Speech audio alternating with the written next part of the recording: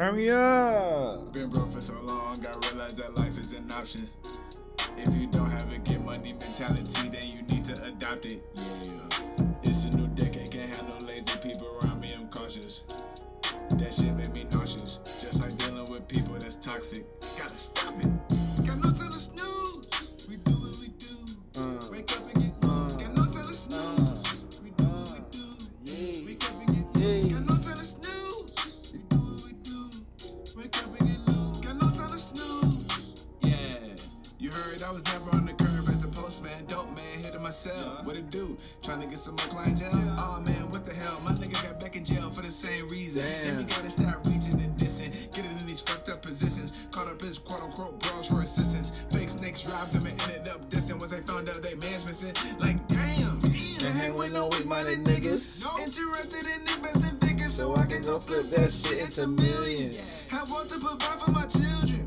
I still make them earning out the money cause I ain't go up being spoiled. Yeah, I say I'm hood bougie, but that doesn't mean I was in the trap watching crack, boy. Come on. That was in my lane for me to swerve in. Unavailable, So I've been curving. cause my woman is deserving for my undivided attention. Plus, not to mention, we got the same investment goals. So I cannot be seen with some messy hoes. Cause she'll stress on my girl, plus it'll stress me more. Find the money like Been broke for so long, I realized that life is an option. If you don't have a get money mentality, then you need to adopt it. Yeah. It's a new decade, can't have no lazy people around me, I'm cautious. Very cautious. That shit made me nauseous, just like dealing with people that's toxic. Gotta stop it, got no time to snooze. Okay. We do what we do, Yeah. wake up and get got no time to snooze. We do Yeah. what we do, Yeah. wake up and get got no time to snooze. We do, huh? Wake up and get got no time to snooze. We do, yeah. Wake up and get when I wake up, other than my girl, it's money on my mind to take over the world. She been fantasizing about diamonds and girls, but I'm thinking about the next set of curls. The gym been heavy on my mind lately, cause 2019 I got really lazy. So 2020 I get money daily. My pockets and I will be back in shape, no debate. I'm feeling myself, no queen bee. I peeped that my girl just see me. She rubbing on me like I'm a genie. Getting aroused as he telling her blouse, so we smoking it loud. Now how you like that? Other niggas worried about a right back from her. I'm just worried about getting my life back from her. Cause I hate a damn soul who be drinking on the low. And worth the Dean girl, drop it down low to the floor, now I bring it back. When I grind, I don't slack. All the money I work for is in one stack. Me and my bitch be eating, and we fresh no matter what season. We be in the gym, lifting weight, I'm morally straight. I'm always showing love, even if a nigga hate. The stakes got higher as I got wiser. Shout out to my supplier, my plug great. Been broke for so long, I realized that life is an option. What that mean? If you don't have a get money mentality, Then you need to adopt it, yeah. Can't have no lazy people around me, I'm cautious. That shit made me nauseous. Shit like dealing with people that's toxic. Gotta stop it, ayy. Got no time to snooze. We do what we do. Whoa. Wake up and get got no time to snooze. We do what we do. Wake up and get got no time to snooze. Come on. Wake up and get got no time to snooze. We do what we do. Yeah. Wake up and get Yeah. got no time to snooze. Yeah. Hey, what'd he say? I got no time to snooze. Yeah. Hey, I got no time to snooze. Come on, man. Man, that's old FordOhhFord, by the way, man. Come on. That was back in 2020 for real, bro. I said it in the song. That shit was called No Snoozing. It's on that GP2 On The Way EP. You can find that on all streaming platforms. You dig what I'm talking about. But what's down, chat? Man, I ain't gonna lie to y'all. I've been trying to get to y'all for a minute, bro. Like, I've been trying to stream all weekend. I ain't gonna lie. So I'm glad I'm streaming today. I'm thankful that I'm streaming today. But, dog, I've been trying to get to y'all. All right, Friday, right? I got off of work, but I already knew that there was gonna be a outing with the coworkers, right? We all wanted to go to this 80s, 90s, 2000s party, and it was late. The DJ needed to work on his transitions though, man. It was off beat a lot of times, and it was killing the vibe for me. And a few of the folks that was there too was saying the same shit, but it was still a good time nonetheless. I put that shit together, you dig? I had my Aaliyah shirt on. I had a jean bucket hat with some designs on it, which was pretty dope. Um, Jeans and some Vans on, bro. Yeah, I felt like it was real 90s. I felt like I was bringing the vibe. Plus, I had the band-aid on my fucking left cheek like Nelly. You know what I'm saying? I thought I brought the 2000 energy to life. You know what I'm saying? But nah, it was still a good time. I was able to bond with coworkers outside of work, which is also a fun thing to do, especially if they cool. You know what I'm saying? While you work with them, it's cool to have that time where we all could decompress from the stress we go through together as a unit to release that steam on the dance floor. It's healthy, it's therapeutic, it's refreshing, and it's always a good time nonetheless. You dig what I'm saying? So I can't complain about that. But that next Saturday, the next day, I had to be at work at 8 o'clock. Bro, I ain't get home till about like, I don't know, 2, close to 2, 2:30, maybe 3 o'clock, you know what I'm saying? But I remember waking up because I took like a little cat nap, bro. I'm gonna be honest. I was tired as shit. I was so tired, but I got my nap in, got up, got to work. I worked from what, 7, I mean, yeah, 8 to 3. Um, Hold on, let me finish this.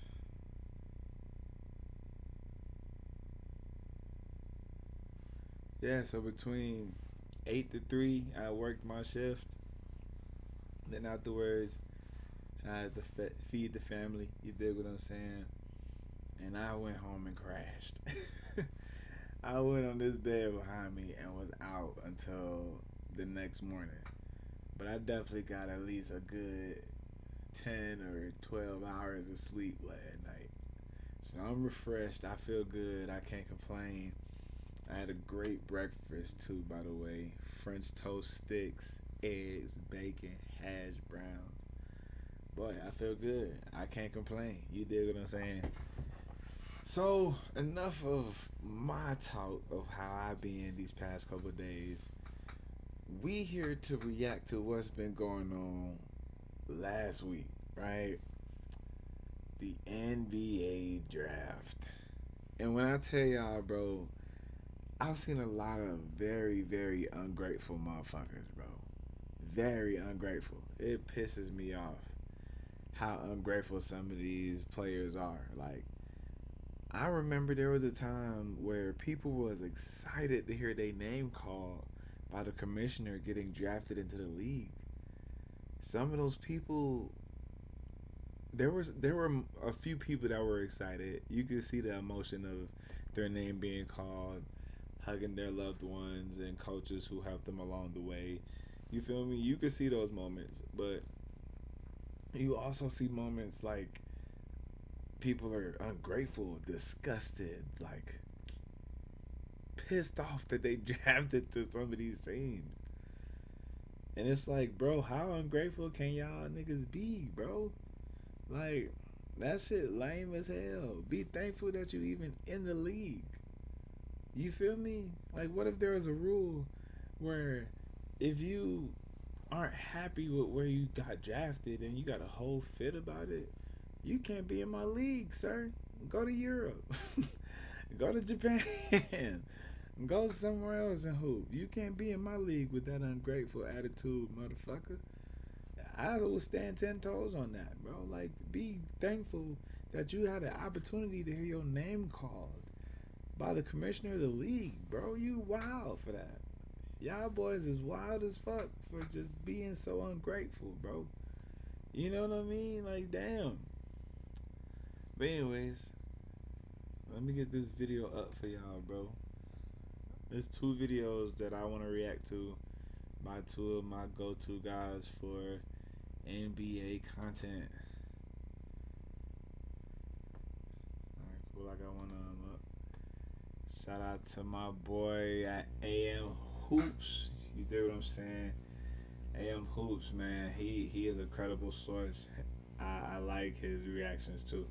I didn't even know he used to work at an actual news station for so many years, giving out the sports analysis. So the fact that he's locked in, tuning in on basketball news is actually cool too. So I appreciate AM Hoops for that.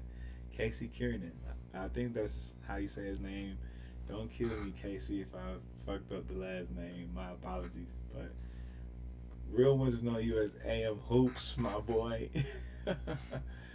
Alright, so like I always say, let me stop yapping. Let's get to reacting, people. Let's get it. We were told there could be insane trades on draft night. Not Dallas dealing Cooper Flag, but maybe the Spurs trade number 2. Definitely Sixers at 3. But no, the first trade we got all the way down at number 10, which we already knew about days before. So no big trades, but a lot of what we did get made 0 sense. So the draft starts and a fan yells this right before Adam Silver walks out. So good, but the Mavs take Cooper Flag, and afterward Nico Harrison says, Yeah, I did not hear that. I did not hear that. No. Like, I didn't see the whole draft, but I did not hear that particularly. Oh, man. Had I heard that, man, I'm surprised that didn't make airways, like national airways. ESPN ain't said shit about it. They tried to cover that shit up. But my boy Casey, I'm telling you, he be on his shit. But nah, for real, Dallas was rigged. What you mean? How you gonna trade away somebody like Luka for that small haul of players and picks? And then out of nowhere, mysteriously, you get the number 1 draft pick. When your chances of getting that number 1 draft pick was very, very slim to none. Not even 2%, I don't think. Or 10%, I don't think. So what the fuck, dog? Like, yeah, Dallas was rigged. I agree with whoever said that shit. The fuck? he now hopes some of the public backlash against him dies down after trading Luka Doncic. Oh, really? Because you're so great at your job now, you lucked into the number 1 pick and took the obvious choice? Let's check in on the Mavs draft party to see how that worked out. But the Spurs did not trade the number 2 pick, even though Dylan Harper is the exact type of player they already have. In fact, they've got 2 of them. Rookie of the Year Steph Castle and De'Aaron Fox are both dynamic guards who can't shoot. But Harper could be better than both of them. He didn't reclassify. By the way, if somehow Dylan Harper wins Rookie of the Year, the Spurs will have back-to-back Rookies of the Year. But Philly shopped this number 3 pick and didn't like any of the offers they got. So they are going full 2 timeline with VJ Edgecombe. But summer's here, and my favorite way to stay fit is to... This man with these ads. I get it, though. You gotta pay the bills. You got to pay the bills, sir. I get it. Check them out. The discount code again is AMH25. So it is 30-something vets, Joel Embiid and Paul George, then much younger Tyrese Maxey, Jared McCain, and VJ. But 2 timelines suck. They should either trade Joel Embiid or look to deal a young guy, because you need to pick a path. Hornets draft Con Knipple, good shooter with size, we expected it, but at 5, a shock. Ace Bailey skipped workouts with NBA teams, even scheduled one, plus dinner with the Sixers, and called 48 hours before, was like, hey, cancel the reservation. See, that lame as hell. That's lame as hell. And he was one of the ones that I was talking about that was ungrateful. Like, how you gonna be mad that Utah drafted you, right, of all places, but you doing this before the draft? You really wanted to go to Philly. A lot of people were projecting you to get drafted to Philly. And nigga, you wanna cancel the pre-draft workout with the team that people are projecting you to be on? You can't be mad at that, nigga. That's on you. That's on you, Ace Bailey. That's your fault, bro. We ain't did nothing. I ain't do nothing. You feel me? That boy served away. What's happening, my brother?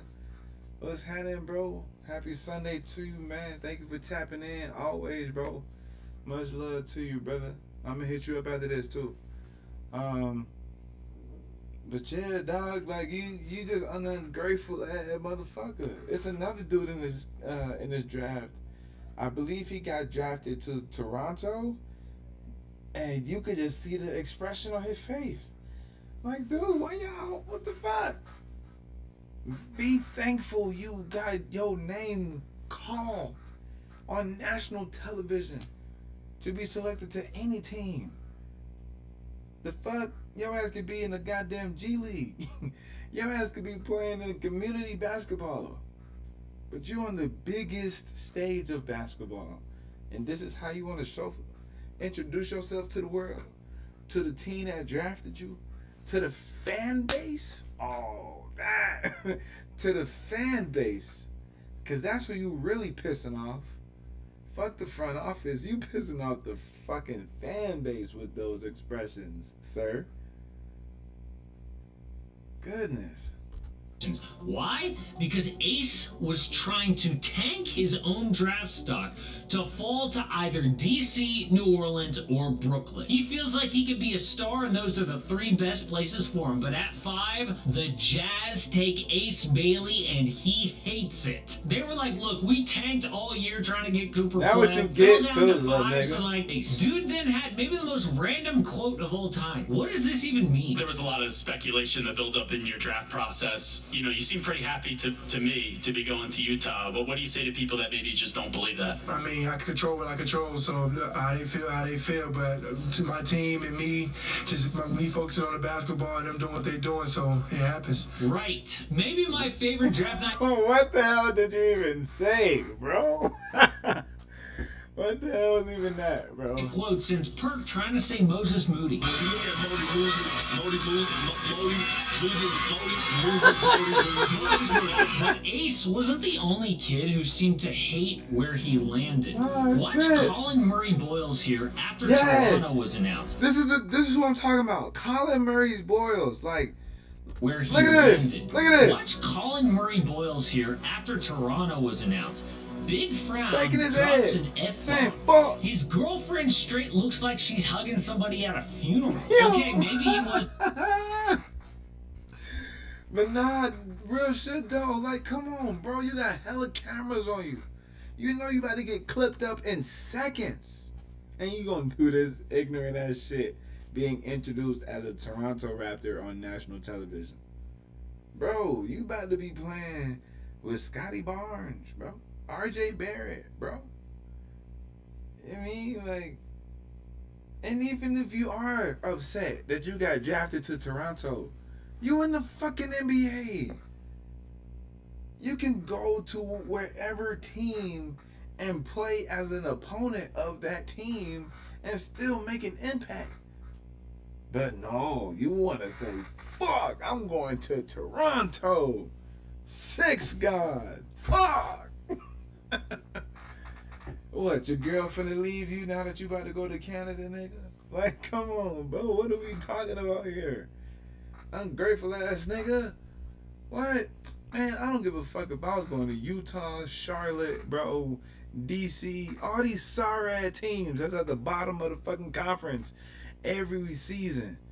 Nigga, I am there. I'm happy that I'm even getting a paycheck to dribble a basketball, bro. Real talk. What are we doing here, bro? Was happy, I don't know, but it didn't look like it. And why are we seeing so many ungrateful dudes? I mean, it used to be all like Danny Wolf's brother here, just crying with real. emotion. I think what's going on is NIL. Players Facts. used to be blown away at that bank account about to pop. But now, some of these kids have been millionaires for years. So making the NBA Facts. is a dream come true, but it doesn't hit in the same way that it used to. Okay, so yeah, I forgot about the NILs. People getting paid in college, which I stand on. Congrats. I love that. But that don't take away the moment that this brings as a young kid who been dreaming about this before there was even an NIL deal to be out there. You dig? Like, Bro, some of y'all greatest players, all of y'all favorite players had to go through this process of being excited to hear their name called to get drafted. Even some of the players that were not drafted and they came into the league undrafted, they still made a name on some of these teams that they may not have liked. They still made a name for themselves. So the fact that y'all so fucking surface-minded and can't see through that because of this NIL shit, it's fucking sad, bro. It's fucking sad. So now we're seeing a lot more kids who are unhappy about where they ended up. But we did see some trades. And first, the Grizz got a kid named Cedric Coward who was playing Division III basketball just a few years ago. You're gonna be nice. He shoots all the way up to D1, and then the number 11 pick in the NBA draft. How amazing is that story? I think he's gonna be nice. At 13, the Pelicans make one of the dumbest trades we've seen. So the Pels trade up to number 13 to get Derek Queen, with the Hawks for number 23 and an unprotected first-round pick next year. So they trade up 10 spots and pay an unprotected first-round pick for this? Really? Derek Queen. He might be good, but you don't know. I mean, his comps are Alperen Şengün and Boris Diaw. Two of the weirdest NBA players ever. So far from a sure thing. And then unprotected next year, and it's the better pick from either the Pels or the Bucks. This thing could be top 5 easy. Like, just think about the Pelicans. Not gonna have DeJounte Murray most of next year. Zion's health, and they just traded for Jordan Poole. Next year could be Jordan Poole and role players. Yeah. That pick could go number 1 overall. Yeah. For Derek Queen. Makes no sense. Same though for the Phoenix Suns. At 10 they take Kaman Malak, who is a great kid. Best character in the draft, they say. Facts, bro. I made it home to see this guy get drafted, bro. He's from Duke. He played alongside Cooper Flagg, Knipple, and I forget the other two. But the whole starting 5 of Duke got drafted, which is tough. All in the first round. So that shout out to Duke. That's tough. Anyways, though, incredible story, bro. This man coming from Africa, having to walk 2 miles every day to the closest basketball court after learning how to play basketball in his teen years. Now look at his ass. Drafted. Happy to hear his fucking name called. Unlike some of the other motherfuckers, Ace Bailey and the Colin dude. Like, come on, man. This is how y'all supposed to be. NIL or not, bro. Money or no money, this is how y'all really supposed to be reacting. For real, for real. Like, this is a kid. The kid version of you, bro, should be jumping for joy internally when this moment arrives, right? If you've been dreaming about this your whole life, right? Regardless of where you get drafted to, bro, because you can't control that shit. This ain't my career where you could choose the team you want to play on. No, bro. This is real life basketball. Like, come on, dude. Like, I don't know how else to say it. Just stop being ungrateful. Be grateful you in the fucking league getting paid millions of dollars. Bitch ass nigga. That's what you need to be grateful for. He is from war-torn South Sudan and super young. Yeah. But they also traded for Mark Williams, which, health aside, is a great deal. The Suns get Mark That's true, for though. Vasily Micic, Damn. the number 29 pick, and the 2029 first-round pick that they got in a trade with Utah. Damn, so does that mean who they just drafted, is he gonna start? Or is Mark Williams gonna start? That's tough. So Mark will be a great pick-and-roll partner for Devin Booker and Jalen Green. He's got the tools to be good on defense. All of this assumes he's healthy, which you can't turn injuries off like in a video game. Facts. Remember, Mark Williams is that dude who failed his physical with the Lakers, and the Lakers badly needed a center. They did not fail him for nothing. Right. He ended up playing just 26 minutes per game last year, and has played in just 106 out of a possible 246 career games. That is Anthony Davis territory or worse. What are the Suns doing? Oh, and the kicker to all of this, Kaman Malak and Mark Williams are both centers. Right. Yes, they need a center. But have you seen the Suns' depth chart lately? Damn, they have a starting 5 full of shooting guards. That's sad, bro. That's sad as fuck. They need to fix this while they can. They got rid of KD, bro. He in Houston now for Dylan Brooks and Jalen Green. Dylan Brooks really a small forward, though, to be honest. So even if you take Dylan Brooks away, you still got 4 shooting guards, natural shooting guards. Devin Booker has played point guard, but he isn't a natural point guard. So they still got 4 natural shooting guards and a solid ass small forward. Even though this nigga's annoying, he still plays solid defense. I gotta give it to him. When he does his antics and tries to be a bigger pest like Draymond, that's when he becomes a fan enemy. But when he just locks in and plays basketball, he is a defensive irritant. And it benefits the team that he's on and the fan base that loves that team. Kind of need a lot of positions. But facts, so how though. are they going to waste some of the few precious assets that they do have on 2 of the same position? It makes no sense. But the most shocking pick of the night came from Portland. At 16, they trade down to select Hanson Yang, a 7'1" center from China. This is a whole 30 picks ahead of schedule in some projections. 30 picks. No wonder the first thing he did was go and hug his agent, Rich Paul. So they call this kid the Chinese Jokic, and he's the first player from China taken in almost a decade. One anonymous NBA exec said, "This is the wildest pick I've ever seen. Those jobs up there are on the line." So it's safe to say the Blazers must love this kid.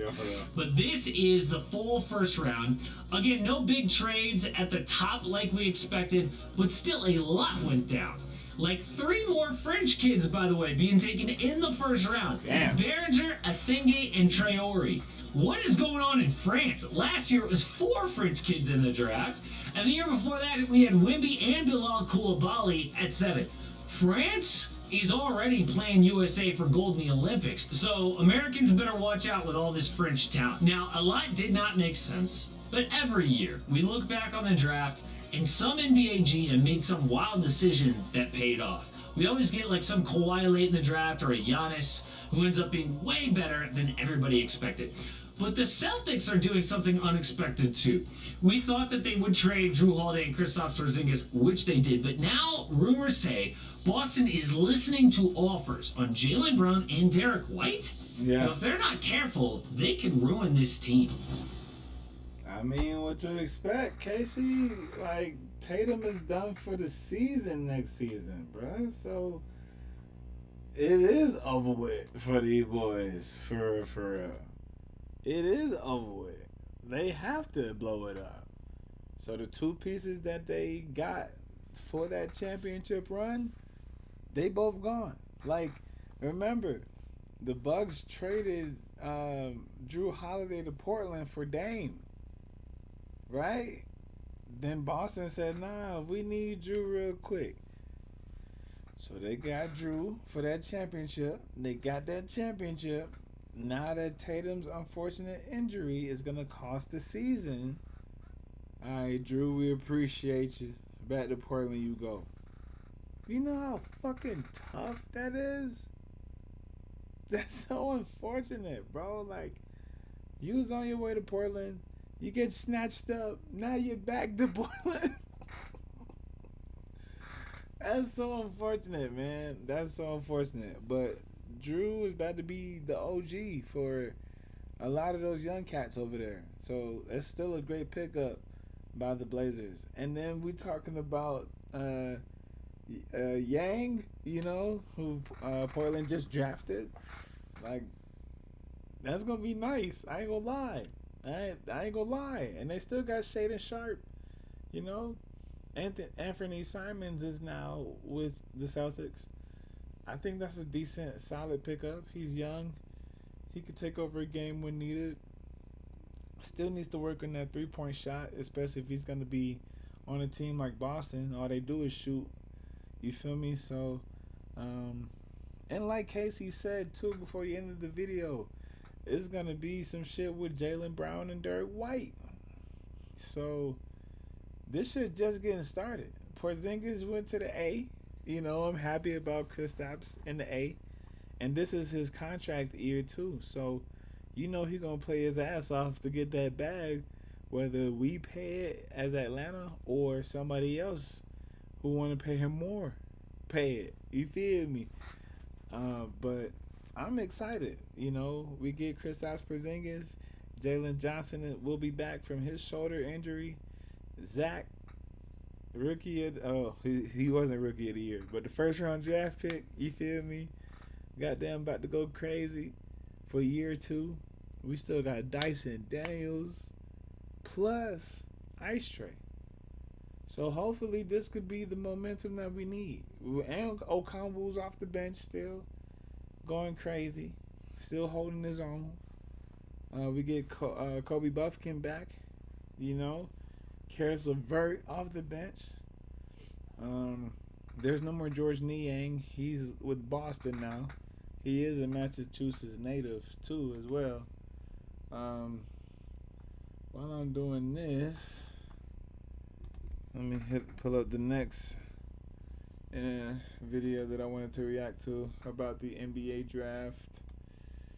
Oh, sheesh. I guess the next 2. Okay, then. Cool.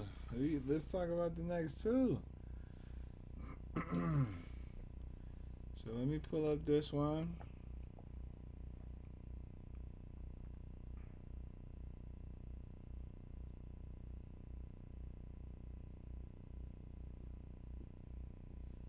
Shout out to my boy The Flight Mike. We about to do 2025 NBA Draft's biggest winners and losers. You dig what I'm saying?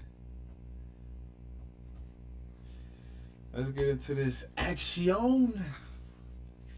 You dig me?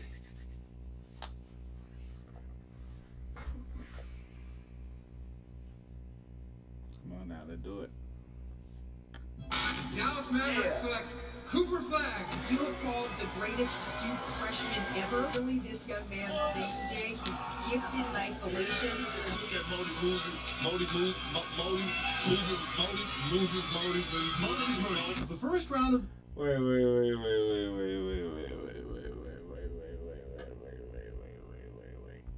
Cooper Flag. You have called the greatest Duke freshman ever.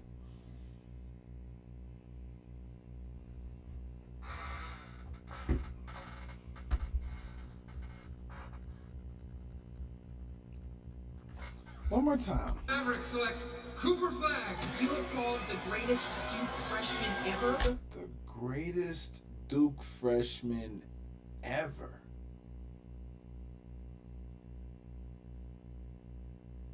In terms of statistical statistics or impact, like, how are we rating him as the best Duke freshman ever? I don't know. Really, this young man's thing, Jay, is gifted in isolation. Look at Modi losing. The first round of the 2025 NBA draft is officially complete, and I think it's safe to say that the landscape of the NBA has completely shifted. Some major picks were made and some franchises were changed, but as always, there are some winners and some losers from the first round of the NBA draft.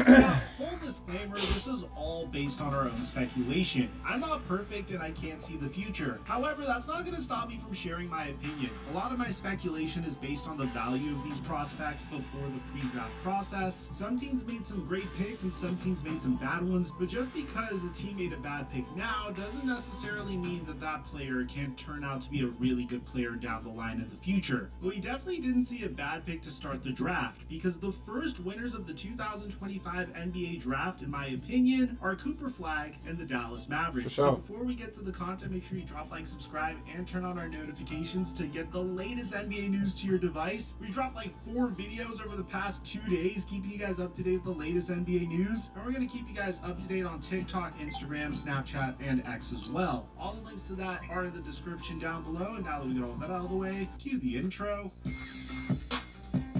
Yeah, yeah, yeah, yeah, yeah. Okay. Hey, hey, hey.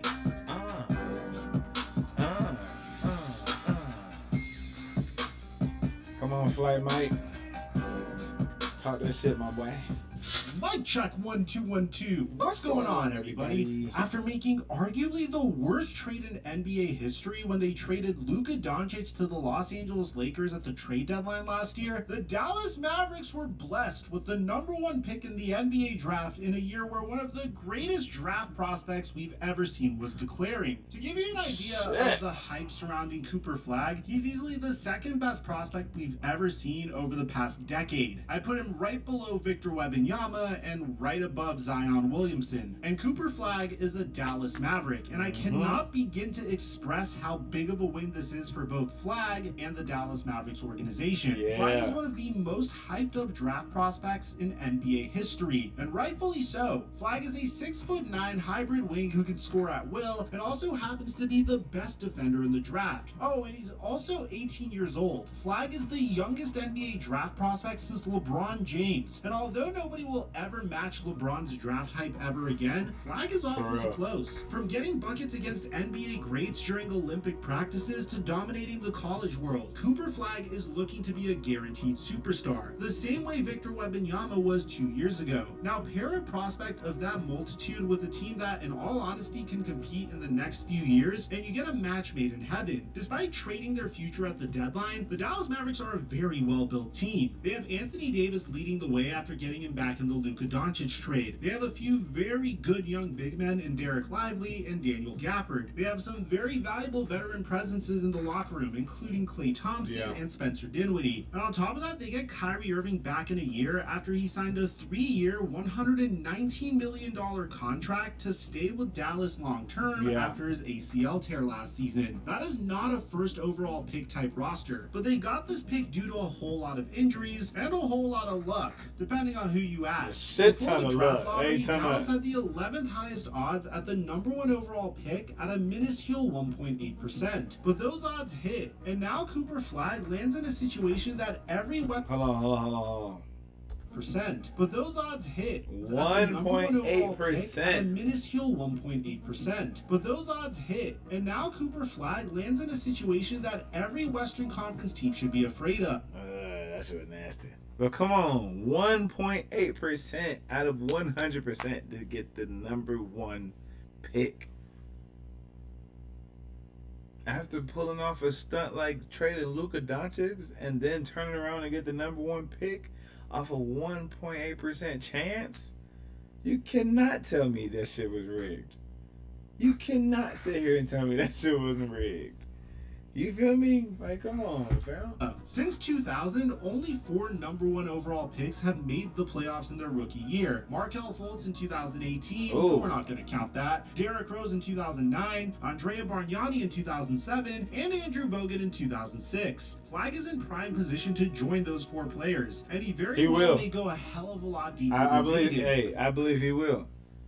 I know Kyrie's still nursing the ACL injury, so he won't be fully there to build that chemistry on the basketball court with Cooper. But I still think with Anthony Davis, if he can, knock on wood, and stay fucking healthy and not be Anthony Davis, as people call him, along with the other big man, Klay Thompson, Spencer Dinwiddie, like everybody that Flight Mike had just announced for real that's on that roster. If everybody on that team can stay healthy and stay locked in the whole course of the season, these guys are going to the playoffs. They may be a play-in team, but I feel like these guys will go to the playoffs for sure. We saw another perfect fit with the next pick, as the San Antonio Spurs selected Rutgers point guard Dylan Harper, making both Harper and the Spurs organization huge winners. Dylan Harper goes into the best situation possible for a point guard. He definitely won't be the starting point guard for the San Antonio Spurs because they currently have De'Aaron Fox under contract, which means there isn't a lot of pressure for him to produce right away. And he also goes to a team that is notorious for developing young talent. Much like the Dallas Mavericks, the San Antonio Spurs jumped up a ton to this pick, entering the lottery with the 8th highest odds and a 6.3% chance at the 2nd overall pick. Wow. And boy, did they luck out. Dylan Harper is a 6'6" point guard who just so happens to be both an elite scorer and an elite playmaker. If I was to compare him to another player we've seen before, I'd say his play style is very similar to Cade Cunningham. Dylan Harper is set to be a perfect fit That's in a good San Antonio, comparison. alongside Victor Wembanyama and reigning NBA Rookie of the Year Stephon Castle, creating an elite young core that will compete for championships for a long time. Now bear in mind, there's a logjam at the guard position for the San Antonio Spurs, and as a result, Dylan Harper's rookie season might not be as statistically prolific as you'd expect. But I don't think it will affect Harper's development at all. If anything, I think it will help Harper's development. Well, do we know if Chris Paul's still going to be a Spur? Because if not, then that frees up space. You know what I'm saying? I know Fox is the starting point guard. Maybe Stephon Castle is the starting 2 guard. So if Chris Paul doesn't resign with the Spurs, Dylan Harper is the backup point guard behind Fox. I think that's still a W. The Spurs have a history of being able to develop young talent really well, and Dylan Harper seems to be the next in line of a long list of San Antonio Spurs prospects that could be developed into an all-star. I do believe that Dylan Harper will play great basketball alongside Stephon Castle and De'Aaron Fox, and even if that doesn't work out, San Antonio is in a remarkable situation because they aren't fully committed to all 3 players. They could easily trade De'Aaron Fox at the deadline as an expiring contract for a haul of future assets that would make their young core even better. I personally don't think this will happen, but for those of you concerned about Harper's fit next to these 2 guards, don't be. Harper is going to be a perfect fit in San Antonio, and I wouldn't be surprised if he's competing with Cooper Flagg for the title of the best player in the 2025 NBA draft in a few years from now. Our first loser of the draft came at pick number 5, where the Utah Jazz selected Dylan Harper's teammate Ace Bailey. Now the Utah Jazz aren't losers in this case, they could actually be huge winners if this pans out. But Ace Bailey himself is a big loser here. Ace Bailey played a very dangerous game during the offseason, and we made a completely separate video on that earlier this week. But if you didn't catch that, let me bring you up to date. Ace Bailey declined workouts from many of the top teams during the pre-draft process, primarily because he wanted to go to a team where he could be the primary scoring option. It's very risky, and it definitely cost him millions of dollars, but Ace Bailey was trying to go to a situation where he can establish himself as a star in the NBA right away. And that makes a lot of sense, because if he went to the Philadelphia 76ers, he would have had a great opportunity to compete and potentially form a nice young core with Tyrese Maxey for the future of the Philadelphia 76ers, but in the meantime, he would have been the 4th scoring option if he went there. That's true. He would have been the 4th scoring option. And a lot of teams were projecting him to be in Philly. That was like, you know, people were saying that he has a similar playing style of Paul George. So why not go to that team and model your game right next to the people that they're already comparing your ass to? I'm sure you looked at Paul George as you were growing up playing basketball during his days in Indiana. So, I mean, it just made sense for you to still work out with Philly and possibly get drafted in Philly. But instead, VJ Edgecombe took your spot. And that's on you, nigga. That's your fault. You the one that want to cancel shit last minute. Don't nobody want to keep hanging. That's like if a girl keeps standing you up, bro. Like she say, yeah, let's go out on a date. I'm with it. Let's go on a date. And then at the very, very last second, like right when you got your clothes on, you getting ready to text her, hey, I'm about to pick you up, and at this time, I'm so excited to see you. And she hits you back with, yeah, I'm not going no more. I got this, that, the third. Like, ain't nobody gonna want to keep texting that girl. So that same principle applies here with Ace Bailey. You want to cancel last minute with the goddamn Sixers on a workout, practice, whatever. That cost you your time and opportunity to be in Philadelphia as a member of the 76ers. Now your ass is in Utah. That's what your ass get. That's what your ass get. Straight like that. Can't be ungrateful in situations like this, bro. Be thankful. Be fucking thankful. Which could have harmed his development, so I can Goodness. also understand the rationale here. Yeah. So as a result, Bailey made it known that his preferred destinations were either Washington at number 6, New Orleans at number 7, or Brooklyn at number 8. But Danny Ainge doesn't care about Ace Bailey's preferred destinations, and as a result, Bailey is part of an organization that he seemingly doesn't want to be a part of at all. We'll see how this turns out, and we'll see if the drama gets the best of Ace Bailey, but if it doesn't, the Utah Jazz got an absolute steal. Ace Yeah. Bailey might be the best overall scorer in the entire draft. And after putting up the worst record in the entire NBA last season, a pure bucket getter is exactly what Utah needs. There's a very good chance that if Bailey doesn't literally refuse to play for the Jazz, he becomes their best player in year 1. This kid is that good. His diva personality is certainly a little bit of a concern, and it did screw him over a little bit, making him our first loser. But when it comes to his skill on the court, Utah has the potential to come out of the 2025 NBA draft as huge winners. The Phoenix Suns are yet another team that walked out of the NBA draft as massive winners, because not only did they draft the best center in the draft in Kaman Malik from Duke, but while they were on the clock at number 10, they decided that they wanted another former Duke center, making a blockbuster deal with the Charlotte Hornets that sent the 29th pick and a 2029 first for Mark Williams. But how does that make them a winner? They got 2 centers, like, and didn't they already have another big man? Like, come on, like. Ah!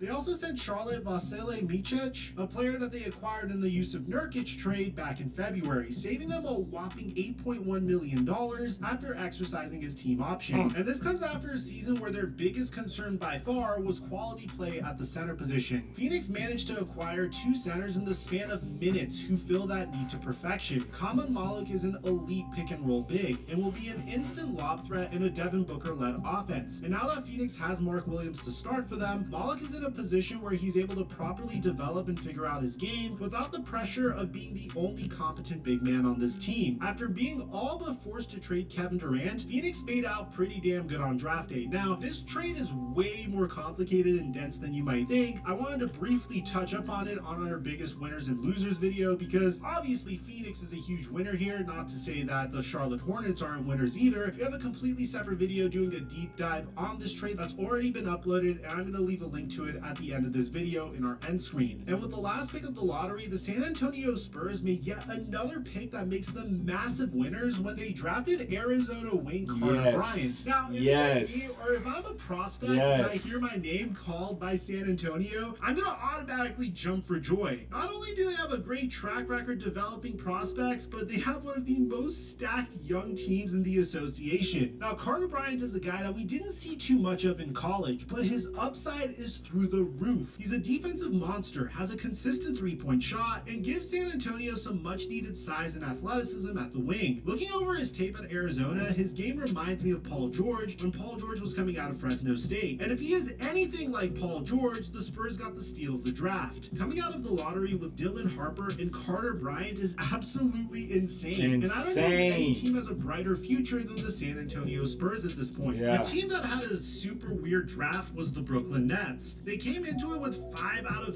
30 of the first round picks, and I still have them as draft losers. The first 3 picks were where they really lost me. With their first pick, Brooklyn select Igor Demine out of BYU at number 8, and this was the first pick of the draft where I was genuinely surprised. Then with their next pick, they selected French point guard Nolan Traore at number 19. Then 3 picks later, they selected Drake Powell out of North Carolina. And look, there's no question in my mind that there is a chance that these draft picks could pan out. But with the talent that was on the board at those 3 picks, I can't help but think that Brooklyn didn't get the value that those first round picks held. At number 8, players like Haman Maluk and Carter Bryant were all available. At 19, you still had guys like Asanul and Kasparas Yakuchinis and Jace Richardson on the board, who are all guys who could have easily been lottery picks. Newell and Richardson were even there when they drafted Powell at number 22. Instead of maximizing their value, they decided to reach for 3 underwhelming prospects, who in all honesty they could have gotten with their later picks. Not a great draft for a team that had 1/6 of the entire thing. The last winner I have is my biggest winner outside of Dallas and San Antonio, and that's the Atlanta Hawks. They didn't even make their first pick until pick number 23, but the move that they made to get there and the player that they selected really set the Hawks' future up for success. During the lottery, the Hawks traded the number 13 pick to the New Orleans Pelicans for the 23rd pick and an unprotected first round pick in 2026, which happens to be the most favorable pick between the Pelicans and the Milwaukee Bucks. Yeah, they traded down 10 picks, but that pick could turn out to be insanely valuable. New Orleans was one of the worst teams in basketball last season, and I really don't see that changing this year. Milwaukee is also one Giannis injury away from being an unbelievably bad basketball team. Whether New Orleans or Milwaukee ends up being worse, I truly believe that this pick has the potential to be in the top 5 when it's all said and done. They already won this trade, and I haven't even mentioned who they took at number 23 yet. At 23, Atlanta selected Georgia forward Asa Newell. And like I said when I was talking about Brooklyn, he very well could have been a lottery pick. Newell is a hometown kid too. He grew up in Atlanta, played basketball at the University of Georgia, and now he gets to play basketball in his hometown for a Hawks team that looks to be set for a while. And those are our biggest winners and losers of this year's NBA draft. I'm so happy for my boy. I'm so happy for him. I hope he come out swinging for real, because that's gonna really set the tone for Atlanta this season. And he's not gonna start. We already mentioned the 5: Trae Young, Dyson Daniels, Zachary Richardson, Jalen Johnson, and Kristaps Porzingis. But Asa Newell would definitely help Okongwu and Corey Buffkin and Karis LeVert in that second string. So yeah, boy, if everyone remains healthy, knock on wood, boy, this is a dangerous team that could definitely set their mark as a playoff team, with Indy and Boston having to reevaluate what's going on for this upcoming season with 2 of their captains gone. You know what I'm saying? So it is what it is. I would say W video. That's crazy. I don't think there were any significant losers, but I do like going over the draft. I usually reflecting a on lefty. these picks Come later. on, Now, I don't know if you guys heard, but Mark Williams just got traded to the Phoenix Suns. It was very shocking, and we have a completely separate video breaking it all down. I'm going to leave it in the end screen. I'll meet you guys there. I'm your boy Mike, and I'm dropping our mic until our next upload. Shout out that boy Mike, man. Flight Mike with another one, for real. But yeah, bro, these motherfuckers are ungrateful. I'm sick of these ungrateful ass motherfuckers. Like, if you really gotta be this ungrateful to play in the league and get millions of dollars by the league, you shouldn't be getting no money, bro. Like, if I was Adam Silver, the commissioner, and I saw that shit, I'm like, alright. You want to be ungrateful? Alright, I got you. Plus, you ungrateful for your action? Ace Bailey? Alright. We don't really know about Collins' reason on why he was ungrateful. Like, if he would have missed out on Toronto's, I don't know, somebody else's pre-workout or whatever. I don't know what Collins' issue was. But Ace, like, you want to be a star player at any one of those franchises, be a star player in Utah. Nigga, John Stockton and Karl Malone were star players in Utah. Donovan Mitchell was a star player in Utah. Hell, he took him to the fucking playoffs his fucking rookie season. What you mean? You want to be a star player? Be a star player in Utah, nigga. What you mean? What you mean? That shit's wild as fuck. I'm sick of this ungrateful shit, bro. I know I said that I did not want to talk about any trades while the offseason was going on for real, bro. But it has been a shit ton of trades, bro. Like, I already heard about fucking, what you call that? What you call them?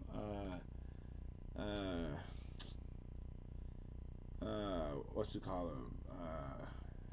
Sheesh. Why can I think of that boy name right now? Colin Sexton. Speaking of Utah, the bull, the young bull. Excuse me. He got traded to Charlotte for Yusuf Nurkic. So now we dealing with LaMelo Ball and Colin Sexton at that point guard. Then you got Knipple, who just got drafted. I think he's a forward, so him and Miles Bridges gonna have some time. And he still got Brandon Miller, who will be back on the team. Oh shit, that's what's up. That girl Candace Parker is getting her jersey retired by the LA Sparks in LA versus the Chicago Sky. Two teams that she played on, and she's from Chicago, so that's cool as hell. That's so cool. Congrats to Candace Parker, man. What a legendary figure in the WNBA world.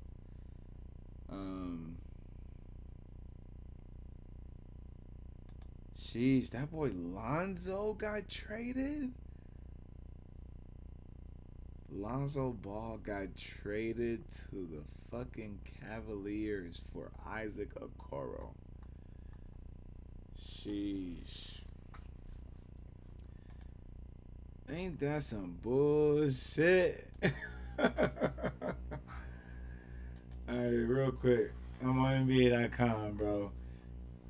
Shout out to John Screwman for the article. 2025 NBA offseason. Numbers to know for 15 players reportedly traded. Shit crazy. That boy Lonzo got traded to the fucking Cavs. So now it's a guard issue there, because you got Darius Garland still and Donovan Mitchell. Now you just got Lonzo. Lonzo's probably the best defensive point guard out of the three, but they're all ball dominant figures. So how are we going to do that, Cleveland? Coach of the year, Kenny Atkinson. How you going to work that? Or are y'all going to trade Garland? This shit getting wild, man.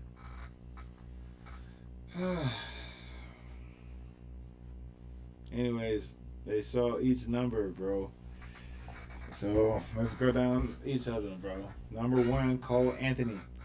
He's now a member of the Grizzlies. Shit's crazy. That shit is crazy work, bro. Number 2, Lonzo. We just talked about him getting traded for Isaac Okoro. Number 3, Desmond Bain. He just got traded to Orlando for Cole Anthony and KCP, who I believe is also on this list. But,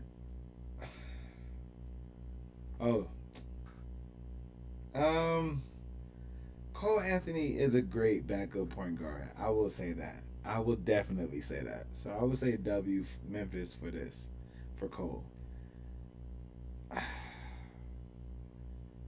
I'm gonna go, I don't know. I'm neutral with this one. I'm neutral with Lonzo and Cleveland. But Okoro going to Chicago? Maybe. I don't know. I haven't paid attention to Chicago like that for real last season. So I'm not gonna sit here and cap. Desmond Bain with Orlando may be a W. For real, for real. Maybe a W. Now that's a big three of Franz Wagner, Paulo Banchero, and Desmond Bain. That just might be a W, bro. That really just might be a fucking W. I ain't gonna lie. Number 4, Dylan Brooks with Phoenix. I think that's a W. It doesn't fill in the value that KD had while being a member of Phoenix, but like I said, when he wants to play basketball and not be a damn idiot, he is a great defensive player. And yes, KCP is on this list at number 5, going to Memphis from Orlando. Ever since KCP left Denver, he has not been the same guy, bro. Honestly. He has not been the same guy. So, I feel like will slowly start turning into like that player-coach role that Udonis Haslem used to play in his later years as a member of Miami, which is dope. Like, we need that, especially if you got championship experience. Those young players need those type of OGs. You feel me? So, hell yeah, that's what's up. I'm gonna say W. Dylan. Yeah. I'm neutral about KCP as well. We don't know yet. Jalen Green, number 6 to Phoenix from Houston with, Dylan Brooks. He was also traded from Houston for Kevin Durant, which should be on this list too. But Jalen Green, his biggest issue is inconsistency, bro. How you have 38 points in one game of the playoffs versus Golden State, and then the rest of the fucking games in that series you average not even double digits in points. Like, come on, bro. Like, don't nobody want to be like that. Don't nobody want to continue to support a player like that. You know what I'm saying? That shit weak. So your ass need to be scoring more in Phoenix. Plus, if Devin Booker is going to be the point guard and you supposed to be backing up who? Bradley Beal? Or is Bradley Beal's going to be the 3 and Jalen Green's the 2?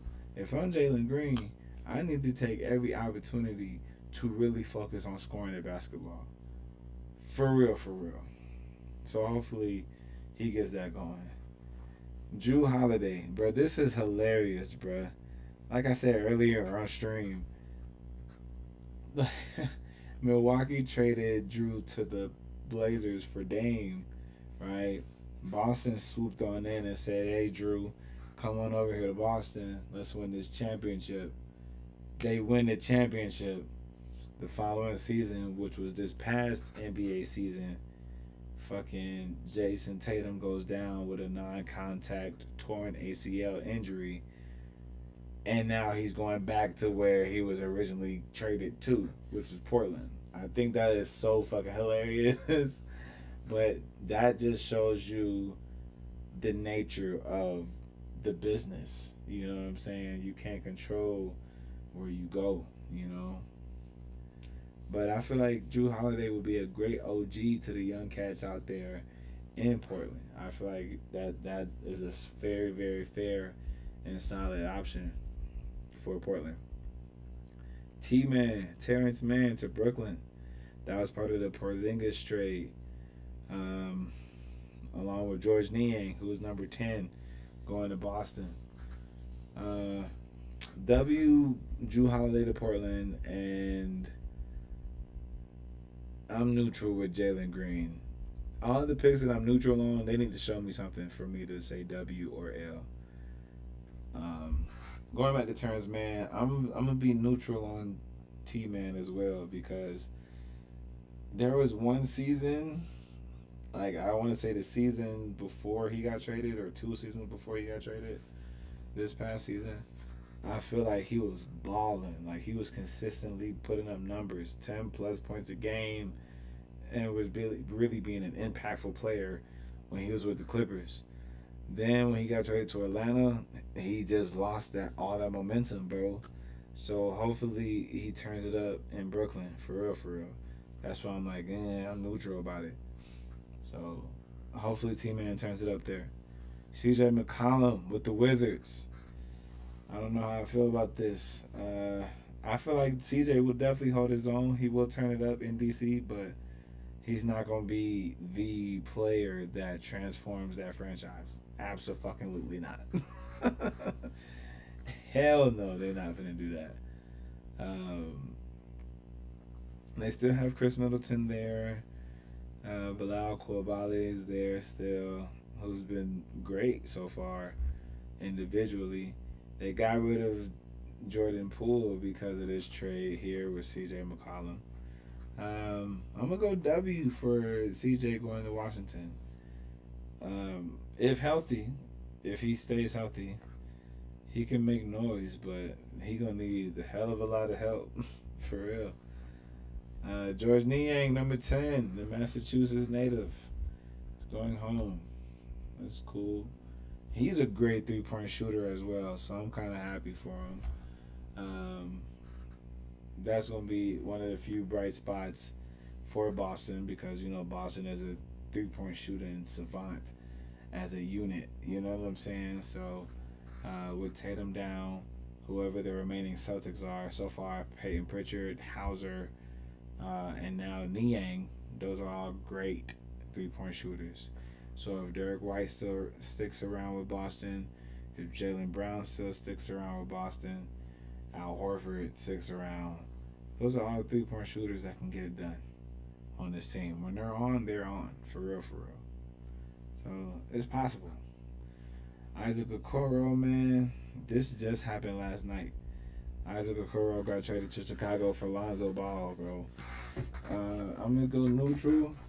I know Isaac Okoro is a very defensive guard / forward, and he definitely holds his own.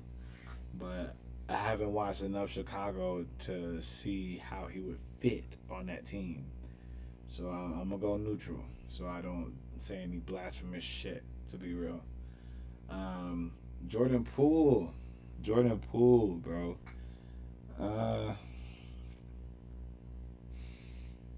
I don't know. I'm going to have to go W for Jordan Poole.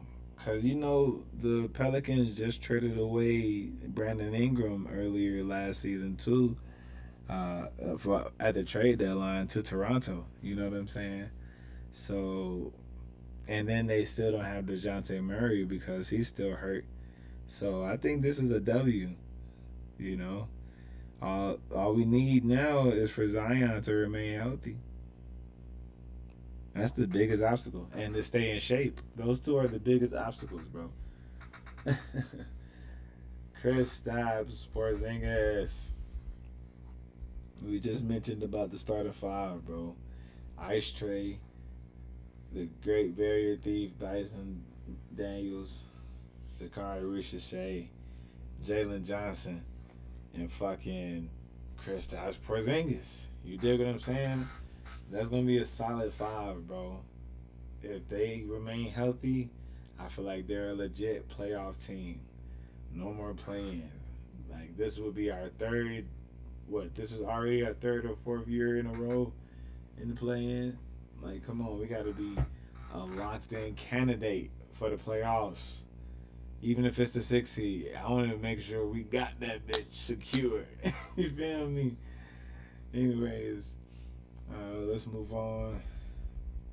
W, Kristaps Porzingis. W, Jordan Poole. I said all the other ones. Okay, number 14, Anthony Simons. I'm going to say W for Boston. He just needs to show me how much of a shooter he can be for this franchise. Because, Boston is nothing but three-point shooters, So, if Anthony Simons can improve his shooting, then he'll be a great fit alongside the rest of the Celtics. But right now, I don't think his shooting will work.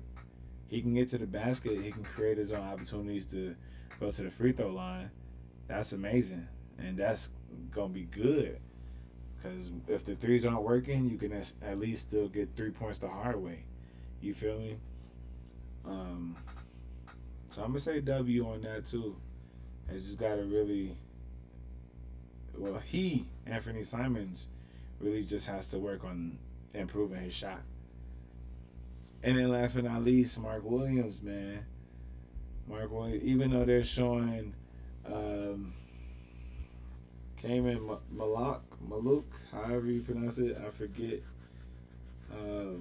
I'm super excited for this dude. He's going to be great for Phoenix. But Mark Williams was the guy that the Lakers traded for, but they rejected it because of a failed physical. So, man, I don't know how Phoenix is going to work that. I really don't know. They're both great pick and roll centers, so they pretty much play the same type of center position basketball. Yeah, I don't know. I don't know how this is gonna work for Phoenix. We just have to see how that works. Man, but that's shit's getting spicy, bro. This summer is already getting spicy, bro. Like, the season just ended weeks ago. We just had the draft last week. So we'll have to get ready for Summer League. Yeah. That's at July 10th. I believe that's when it starts. So, I'm going to be watching a shit ton of Summer League, seeing how these new cats doing, and see how ungrateful some of these motherfuckers really are on the court. Hopefully they change that attitude. But hey, I'm excited to see what all goes down for the remainder of the offseason before October come around for preseason. You know what I'm saying? So yeah, this is gonna be very, very entertaining, bro. I can't lie to y'all. I'm excited, bro. Shout out to the 10 viewers that came and stopped by and posted up with your boy. I appreciate y'all tapping in with me. Much love to y'all, for real, for real. I pray y'all having an amazing Sunday. Me, man, I'm about to get off stream. I'm about to relax for the rest of this day because I got a lot to prepare for this upcoming week. So I need to mentally prepare myself for that. I would still like to rest. I still got a house to clean. I got family night to get ready for as well. So yeah, man, we got a lot in store though. But hey, I'm gonna still be trying to stream as consistent as I can. But so far, I know Sundays are like my days where I really can be able to do that consistently. But yeah,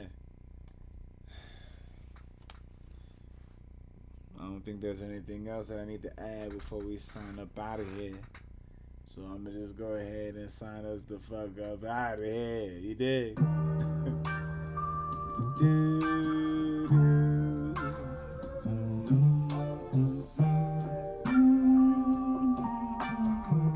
Yes, sir.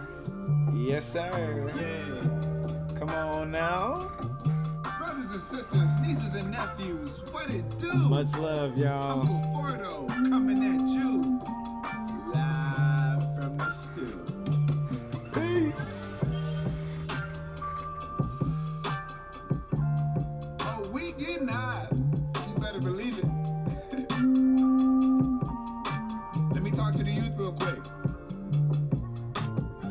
Look, if you gonna smoke this good shit, at least invest in that shit. Don't blow all your money getting high when you can at least get a piece of the pie. You know what I'm talking about? Mary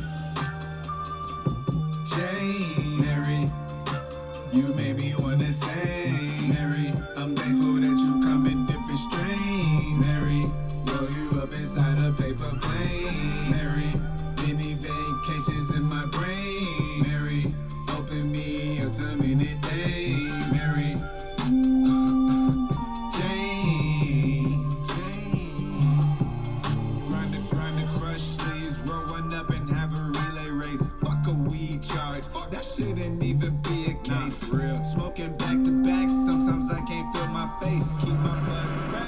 my joints are never laced with some bass, cause I don't fuck with that shit.